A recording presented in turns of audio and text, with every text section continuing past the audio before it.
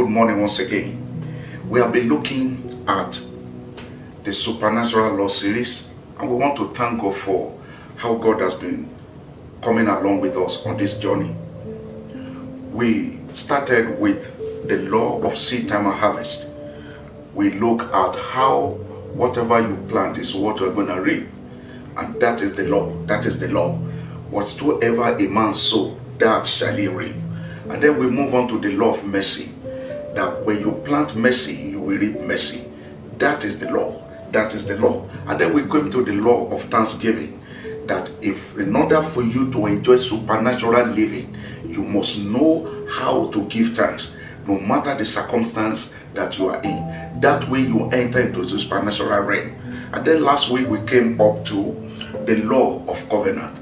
Covenant is powerful. It's a law, and it's a spiritual force that is working in the affairs of men. You may not see it, but it's working, silently working in the affairs of men. And today, by the grace of God, I'm bringing to you the fifth law of the supernatural, which I call the law of his mouth. The law of his mouth. The law of his mouth. Supernatural life is a life above normal. Supernatural life is a life above the ordinary life. It's beyond the normal. It's beyond ordinary. Therefore, in order to access the supernatural life that we are made for, we must know how to engage these supernatural laws that we have been sharing together within the last couple of weeks. Have you not heard? It is written that we are a spirit. Whatsoever is born of God, whatsoever is born of God is a spirit. You are not just spiritual, you are a spirit. And for you to live and operate in the realms of the supernatural, you must know what the laws of the spirit are, and you engage in them from time to time. From time to time. So, how do we engage the laws of his mouth? That is the core of our message this morning. The law of his mouth. By the way, what is the law of his mouth? Job 22 verse 22. Receive, I pray thee, the law from his mouth, and lay up his word in your heart. Receive, I pray thee, the law from his mouth, and lay up his word in your mouth, in your heart.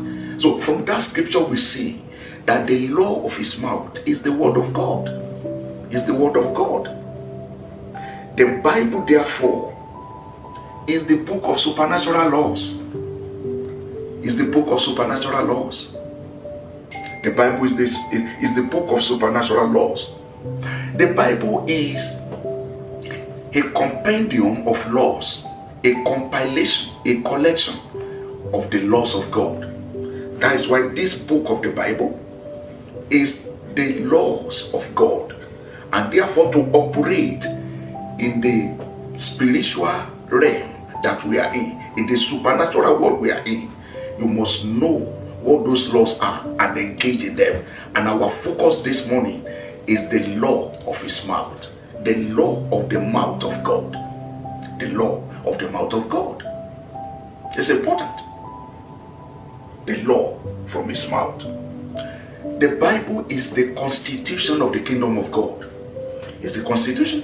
It's the God's law enacted by him, promulgated by God, that we might live and operate by them. The word of God are the laws of God, the decrees of God, the statutes of God, the principles of God, the strategies of God, the formula of God to operate in the world that we have been created.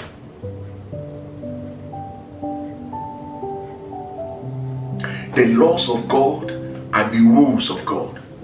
It's the rules of the kingdom, the regulations of the kingdom. So that is what lawyers do. They try to understand the constitution of the country in which they want to practice.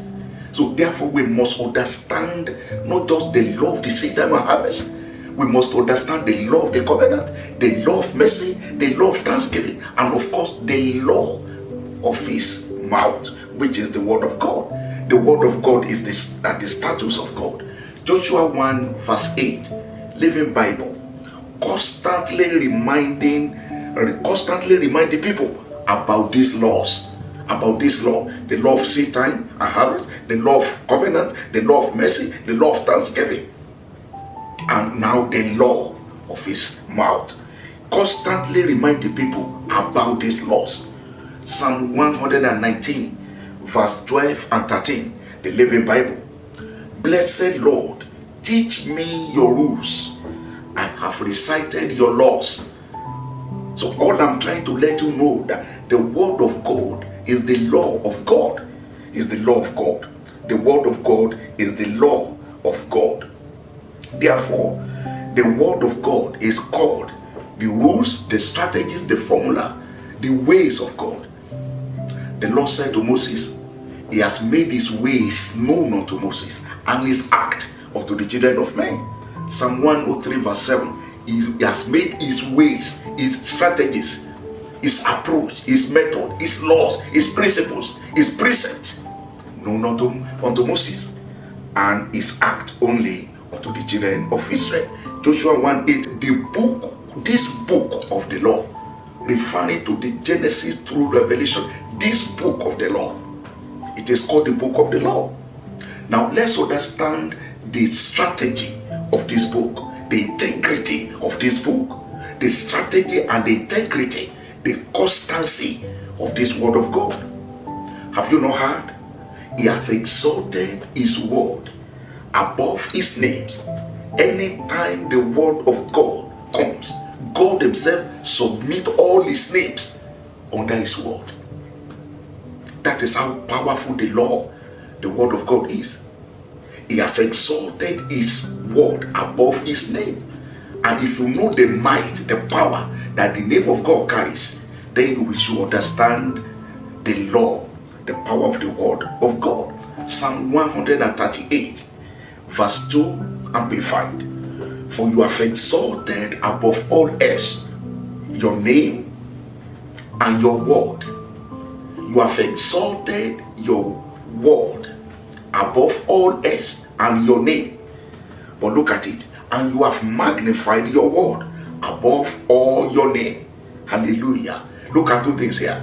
Two things God has exalted: his name and his word. Both are exalted above all else. But beyond that, he has exalted his word above all his name. That is deep. Because if everything bows to the name of Jesus, at the mention of the name of Jesus, Philippians chapter 2 verse 10, at the mention of the name of Jesus, every knee should bow. Every knee should bow at the mention of the name of Jesus. Now, if everything bows to the name of Jesus, you can imagine what happens to the word of Jesus, to the word of God. Everything bows. Even God, he bows to his word. Is bounded by his word. Is accountable to his word. That is the integrity of God's word. I remember there was a man in this 15th century or thereabout, a French philosopher, who predicted that he gives the word of God, this Bible, 100 years, that it will be out of touch, it will be outdated, it will be irrelevant. In 15th century, that's what he said. But by the 16th century, 100 years after, the house of this philosopher, very notable philosopher in France, you know what he said? After 100 years, his house became a printing press from the same Bible. Tell me a book that is the most printed Bible, a book in the world. It is the word of God. It is the Bible. His house turned out to be a printing press, a printing house for the Bible, that he said 100 years it will be out of touch. The word of God is settled. God is bounded by his word, by two immutable things in which it is impossible for God to lie. The word of God is yea. Understand the concept of the rule of law. A rule of law is a principle by which all persons, institutions, entities are the laws of the land. That is the rule of law. Everybody, including the president, they are accountable to the law of the land. So if that in every civil society anyway, in every civil society, every person, institution, entity, everyone, they are accountable to the world, to the law of the land. The same principle applies in heaven. That is the rule of law in heaven. In which case God himself, so although he promulgated the law, but is accountable to the law. Is accountable to the law. Therefore, the law is superior and supreme to any and every person in that nation, including the president, including God. I remember the story of King Herod. King Herod, in Mark chapter 6, he wanted to do his birthday, and then he brought the guests together, he brought everybody together, and then they were in a party. And there was a young girl, the daughter of Herodias, we were told, and this little girl danced in the celebration, danced to the impression of the king. The king was so excited, and the king said, ask me whatever you want, I'm going to give you to the second half of my kingdom. The little girl danced so much that the king bonded himself by what he said. And the little girl said, okay, this is what the king said. Ran back to her mother and said, Mom, this is what the king said, that I should ask him anything that he will give to me. Wow, what an opportunity for Herodias. Herodias said, go therefore and ask for the head of John the Baptist in a platter, in a plate. What? The head of John? And the Bible says John was already in prison as at that time, but the king could not do anything to John. He couldn't do anything to John. He was afraid of touching John. But because the king had given this little girl a blank check, so the little girl went to her mother, and the mother said, ask for the head of John. We've got an opportunity. Look at the response of king when the little girl went to the king and said, I want the head of John.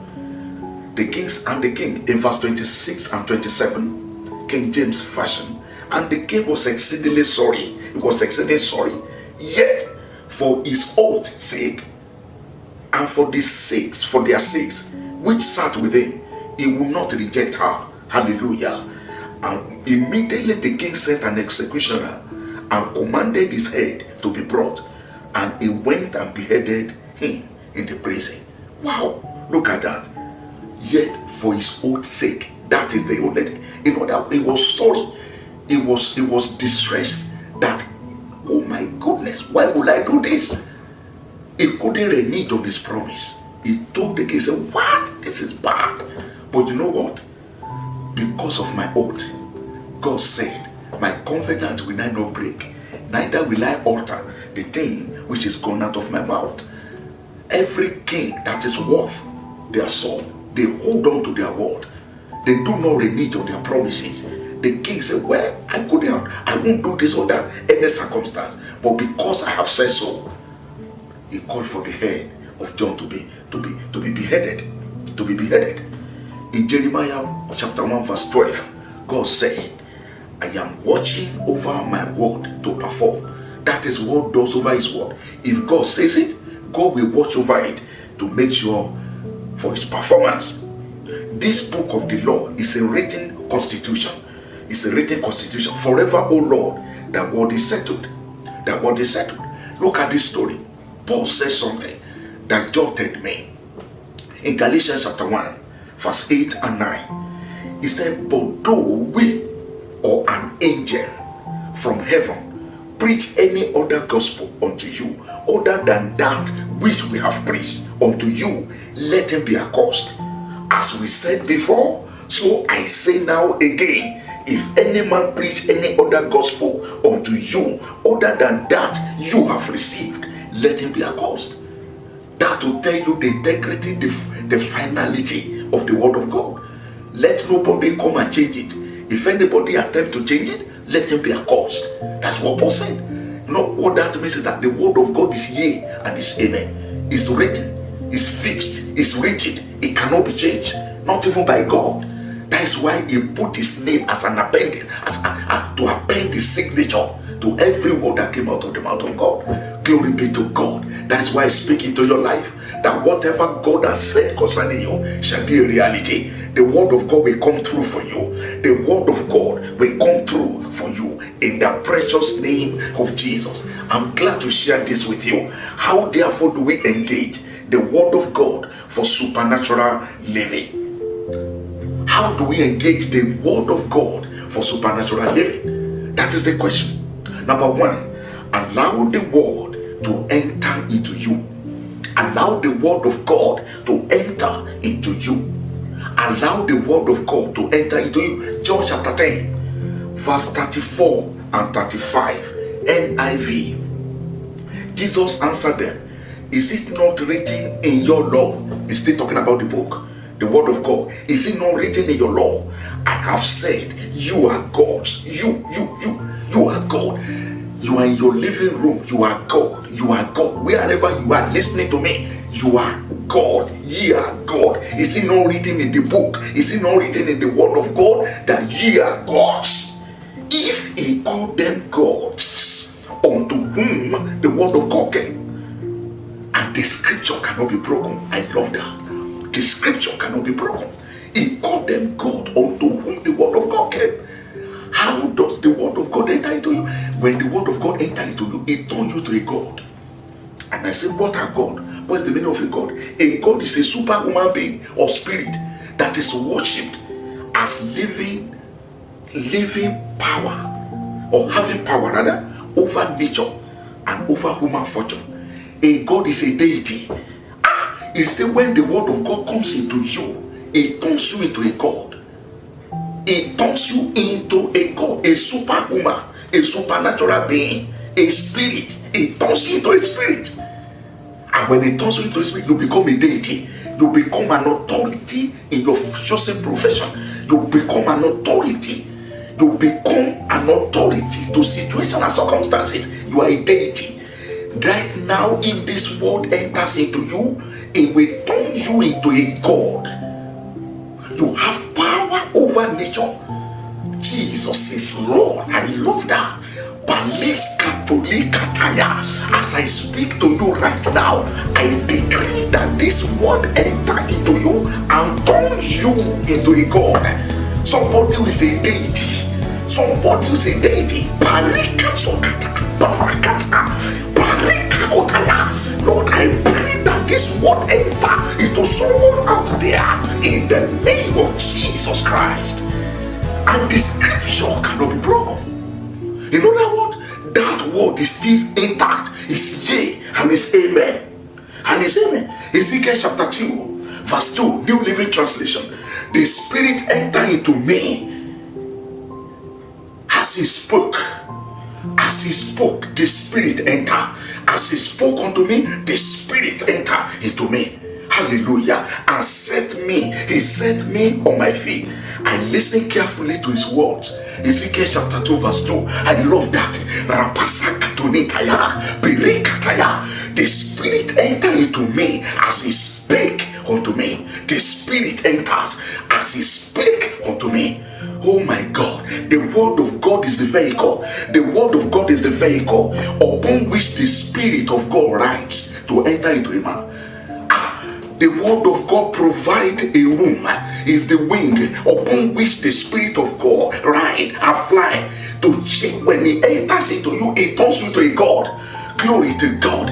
Look at that. It will set you. It will make you grounded.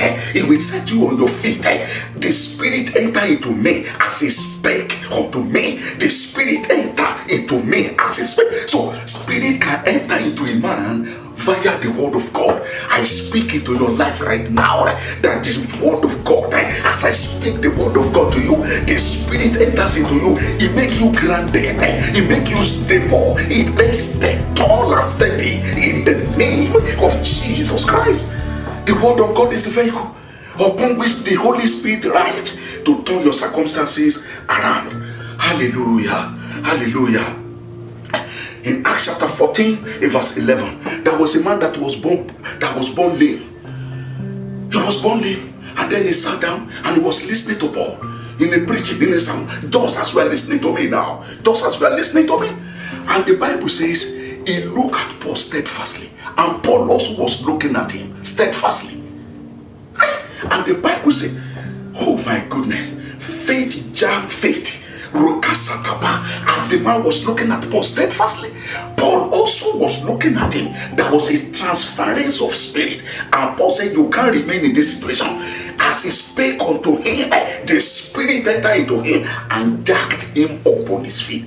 The Bible said here was a man who never walked, who was born lame.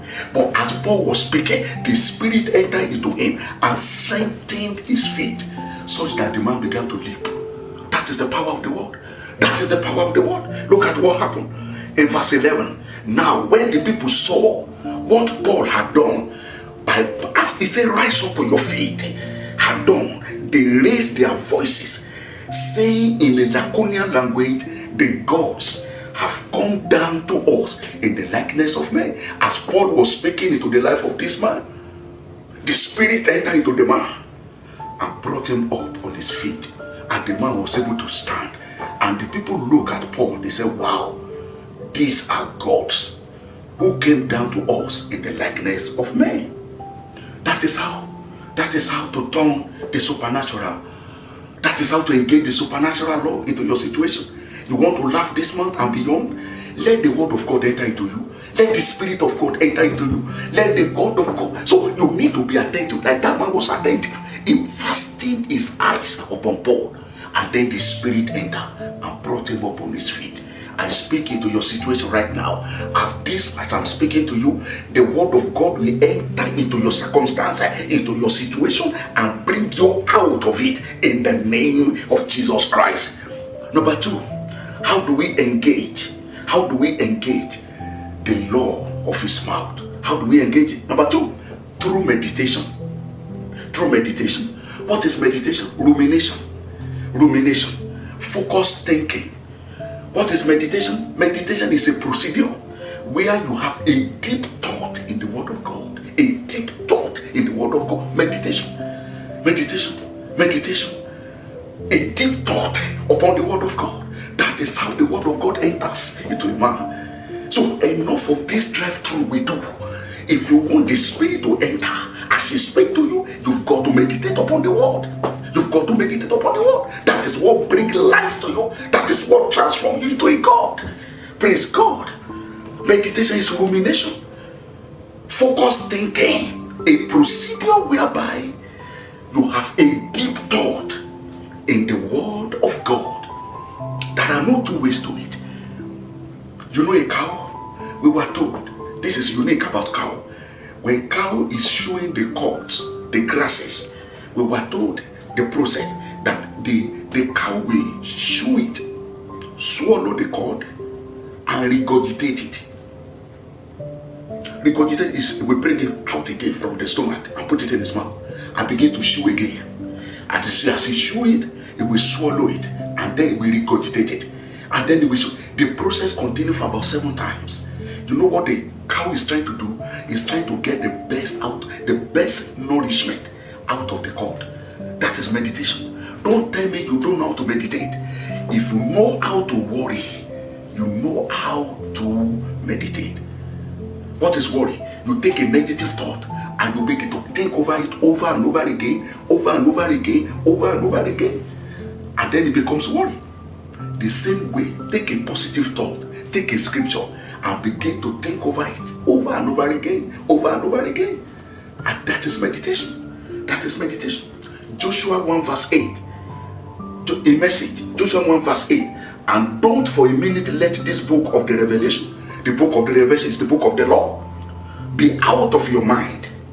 Ponder and meditate on it day and night. You wake up with it, you sleep with it, making sure you practice everything written in it. Then you will get where you are going. Then you will succeed.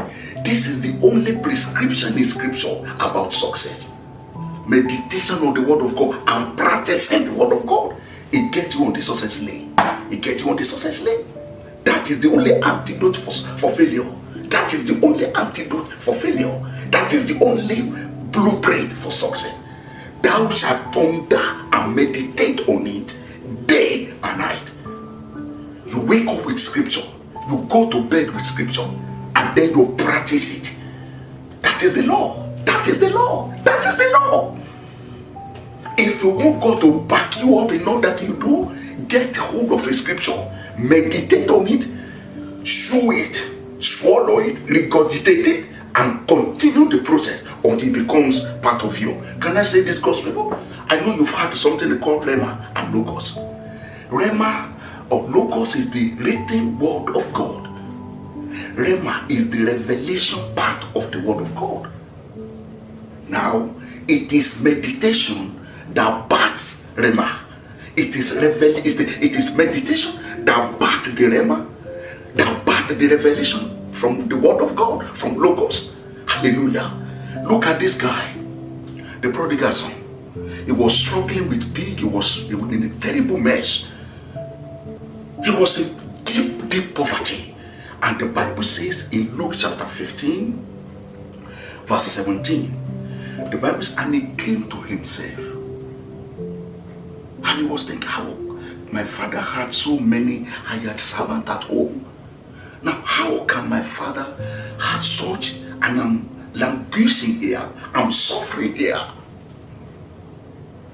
And the voice of God came, I will arise and go to my father. End of story. When you meditate on Logos, Rhema is born. Rhema. It is Rhema that belongs to you. It is Rhema that belongs to you. It is Rhema that belongs to you. Until it is revealed to you, it does not belong to you. Deuteronomy 29 verse 29. The things that are revealed, they belong to us. And the things that are not revealed, they don't belong. If they are revealed, they belong. It takes meditation to bring the revelation out of the word of God. Meditation. And when that happens, you are on your way to your topmost top. In Jesus' precious name. Praise God. Hallelujah. I want to share with you the correlation, the proportionality between the word of God and the voice of God. There is a correlation between the word of God and the voice of God. Psalm 103, verse 20. Bless the Lord, ye his angels, that excel in strength, that do his commandment, hearkening unto the voice of his word. That is the word of God. That is the voice of God in his word. In his word. They are different. It is the voice of the word of God that commits angels for performance. That commits angels for performance. How do we get the voice of God in his word? Through meditation. That's my point. Through meditation. It is the voice of God that provokes revelation. It is what is revealed that belongs to you. It is what is revealed that belongs to you. It is what is revealed that belongs to you. It is the voice of God that commits angel to performance, not the word. It is the voice in the word that commits God for performance. Meditation, therefore, provokes the voice of God, and the voice of God creates miracle. And when there are miracles, there will be laughter. Of course, there will be laughter. The meditation provokes the voice of God, and the voice of God creates miracles for you. Therefore, engage in deep thinking, ponder, meditate upon the word of God, and the voice of God will come through from the word. And once you get that revelation, it belongs yours. If it is revealed to you, it is released to you. It is released to you. And it is that voice that creates a miracle for you. Like the story I was sharing with you in Lystra. Everybody was hearing the word of God from Paul. Everybody in Acts chapter 14, everybody was hearing Paul. Only one man received the miracle. Looking at Paul steadfastly in the face is an indication of meditation. He said, could it be true? And I am lame, and this is the word of God. As he began to ponder, the Spirit entered and brought him up. The word of God is pregnant with the voice of God. The word of God is pregnant with the voice of God. Therefore, the voice of the Lord is upon many waters. Psalm 29 verse 3. The voice of God is upon many waters. The word of God is pregnant with the voice of God. It is meditation that brings the voice out. I cannot be poor. I cannot be sick. It's not just the word, it's the voice. It's the voice. And when you have revelation, you will look like a madman, because it is revealed and it belongs to you. And nobody can take it away, because it is yours. Although hearing is good, reading the word is good, studying the word is great, memorizing the word is great. They are good practices and we should engage in them. But none of that will deliver. It is through meditation that delivers.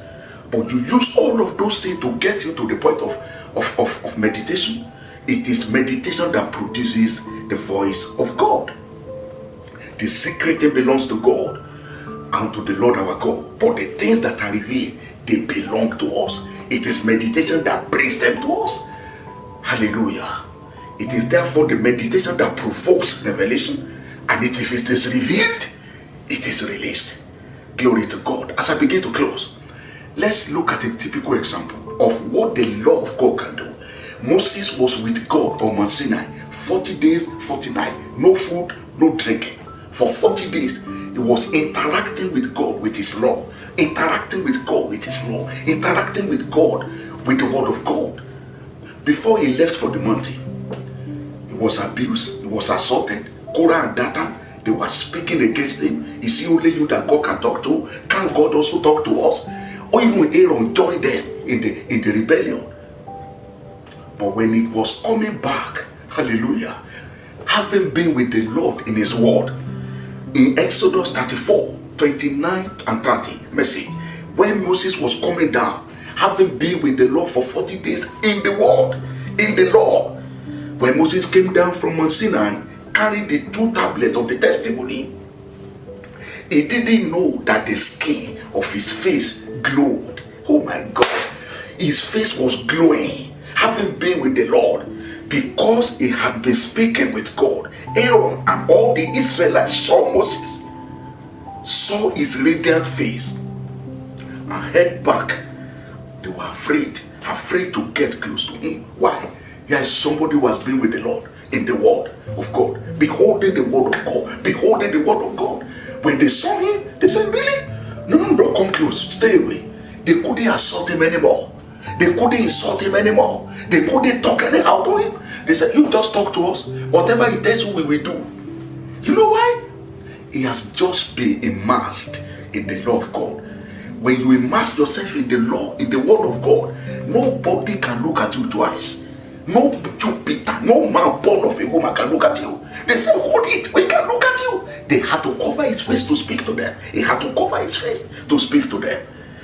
As in water, face answered to face. As in water, face answered. As the more you look into the water, the more you see yourself in the water. The more you look into the word of God, the more of yourself you see, the more of God you become. 2 Corinthians chapter 3 verse 18. So, New Living Translation, I love this. So all of us who have had that veil removed, can see and reflect the glory of the Lord. Oh my God. And the Lord, who is the Spirit, makes us more and more like him as we are changed into his glorious image. When you look more into the word of God, you are becoming more and more glorious. Men can look at you more.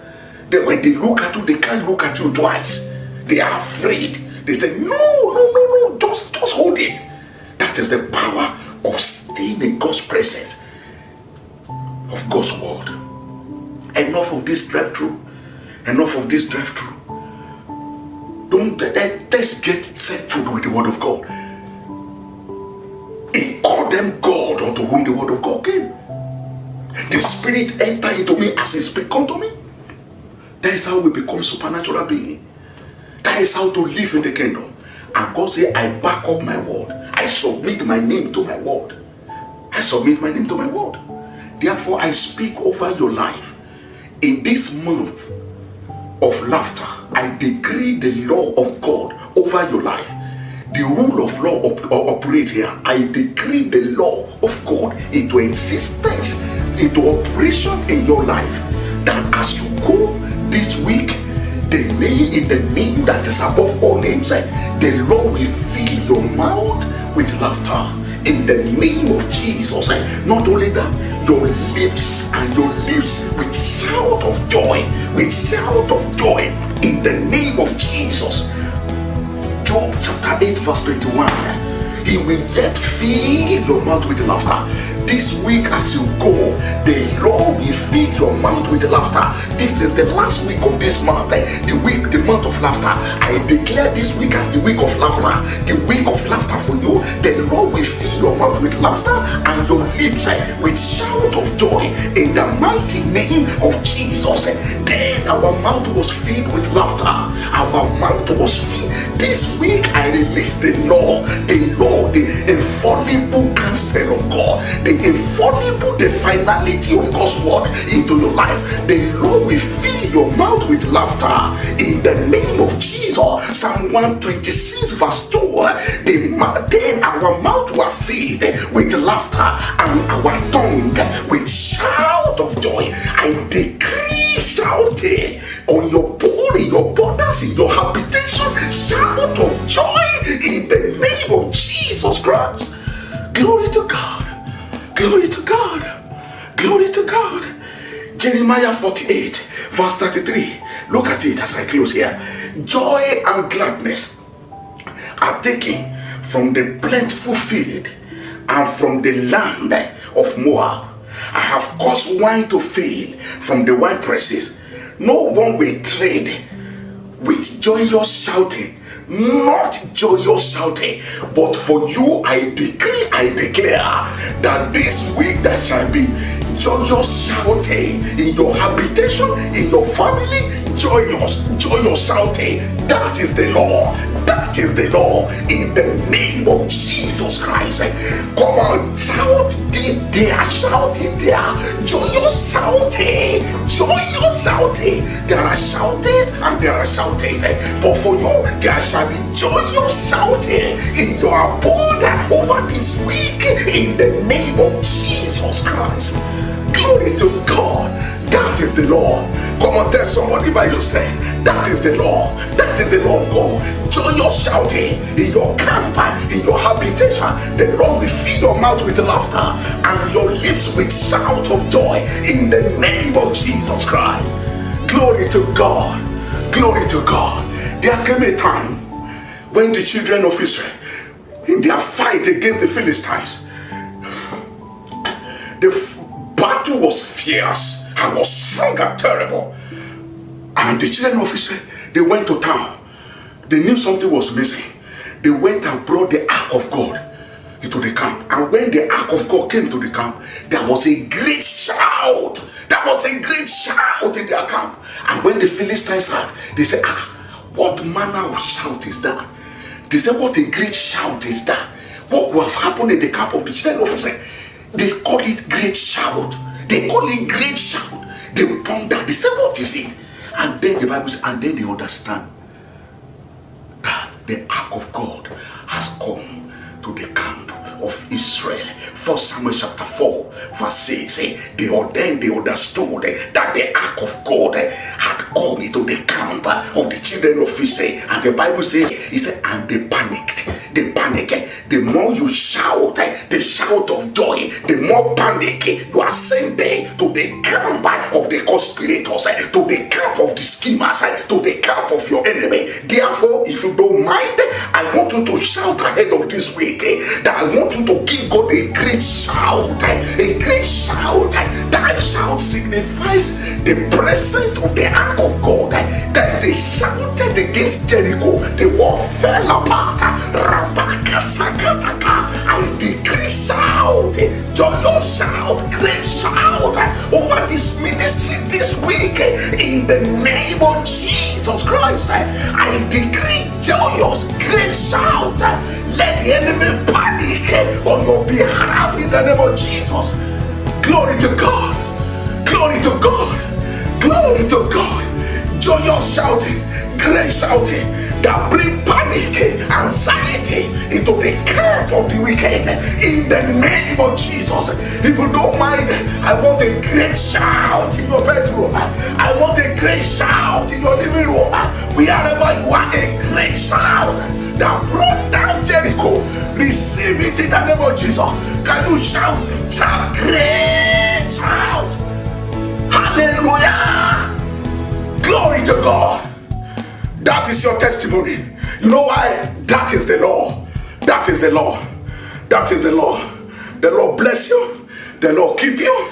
May God cause his face to shine upon you this week. May the shout of joy be heard in your borders. May the shout of joy be heard in your camp. In your habitation shall be habitation of peace. In the name of Jesus. Shout of joy, laughter all the way this week. In the name of Jesus. Glory be to God. In Jesus' mighty name we have prayed. God bless you. We love you and see you again. In Jesus' name.